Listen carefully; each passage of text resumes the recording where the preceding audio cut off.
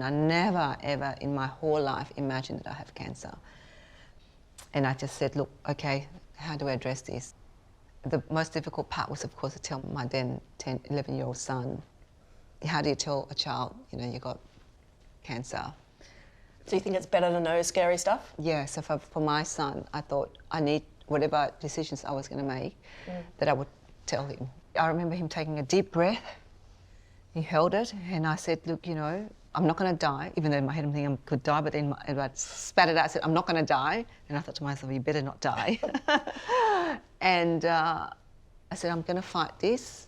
So you obviously, you survived, you had treatment successfully for breast cancer, but you obviously made a decision to talk about it a lot to try and chip away at that taboo. Yes.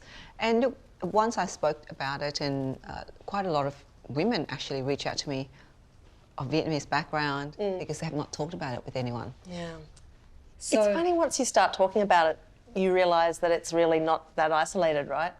Keeping it all hidden just makes it bigger, I think. yeah, I did a story once for Radio National called Hidden Scars.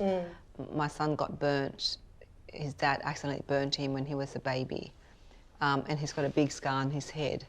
And it was a real challenge for me. And it was a process of healing for me as well, to talk about the scar. The hidden scars of wars for me is another one.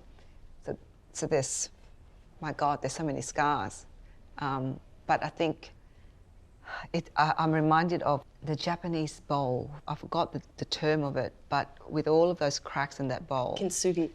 Is what it's called? It's when you've manned a broken vessel with gold. Gold, yes. And so you can tell that it's been broken, yes, but it's somehow more beautiful than it was That's before. Right, exactly. So I hope that all of the scars that I've experienced, it, you know, is what makes me who I am today.